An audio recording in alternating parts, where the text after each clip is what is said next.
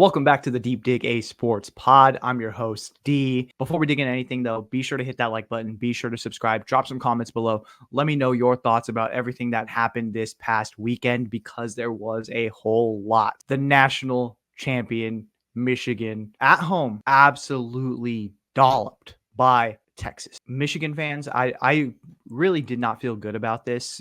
I had said last week when we were going into the AP, the top 25, I was like, hey, one, they've downgraded in head coach. They've downgraded in quarterback. They've downgraded in running back. They've lost so much talent. You're coming off of a year where you won the national championship, and in regular circumstances, it is hard to go back to back or compete at such a high level multiple years in a row with so much turnover. Then take into consideration all of the allegations, everything that you've had to deal with off the field. The Connor Stallions documentary, which they ended up having Connor Stallions there as a guest picker on Barstool. So it's like all of these different things that come into play, and you expect to run the same game plan with lesser players and see better results or even equal to results. It just doesn't work like that. We see that they do not have a starting quarterback. They are not as good on the offensive and defensive lines.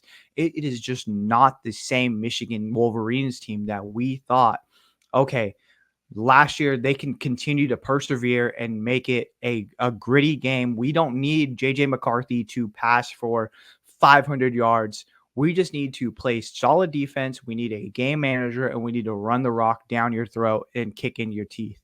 That is not Sharon Moore's Michigan Wolverines, and I feel really bad for this guy, but ultimately, he took part in what happened last year. He is going to be the scapegoat. He is probably going to be paid quite a bit to be the scapegoat, and ultimately, I think that he's going to get 2 or 3 years, and Michigan is then going to try to find someone to program rebuild because they've hit their peak. They've hit their peak. They went undefeated. They beat Ohio State. They won the national championship. Did they deserve it? Maybe. Did they win it? Yes. There's no taking that away. But realistically, this is not going to be the same Michigan team. I think Michigan fans felt that. And you've seen it. This is a team on paper that you're like, oh, I don't know, but maybe they could make a run. Maybe they have something left in the tank, but they go out and they do not perform well against Fresno State. And people were like, okay, but maybe this was the fact that they didn't want to put anything on paper before they go out and play a Texas team that is very damn good. So they're holding back. They're kind of sandbagging a little bit. At the end, they pull it out, and you feel good about walking away from Fresno State with a win. And that just wasn't the case. They just had no answer for what Steve Sarkisian, Quinn Ewers, and this Texas team did. They came out there and they looked very, very good.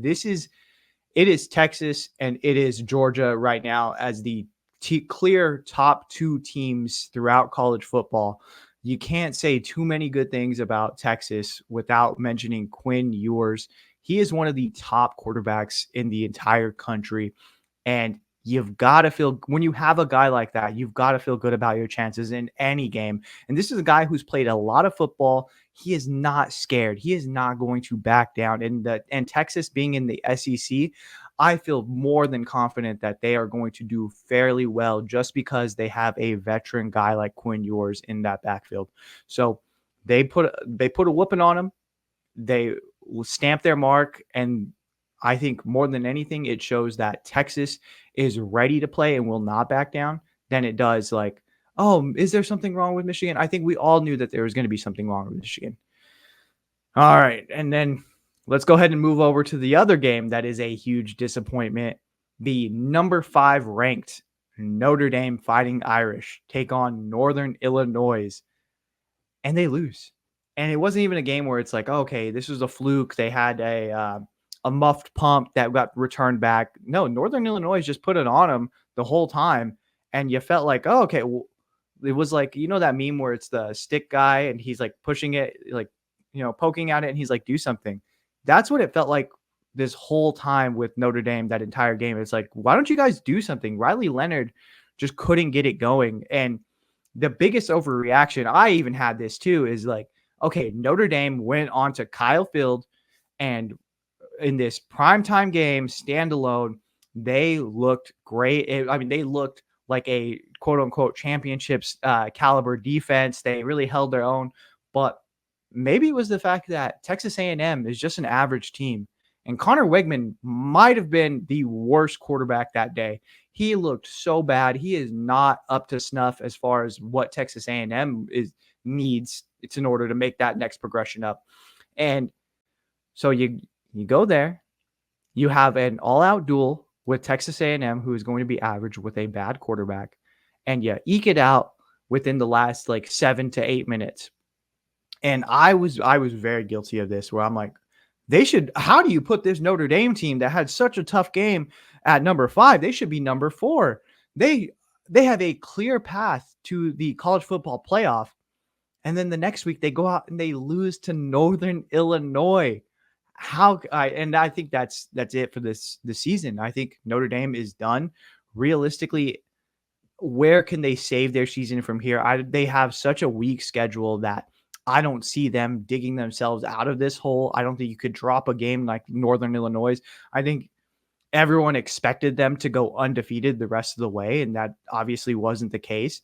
Are you going to save your season even if you beat a USC team? No. Are you going to like save the season if you go against Florida State and absolutely demolish them? No, because Florida State's already lost twice to BC and to Georgia Tech. So it's just one of those things with Notre Dame.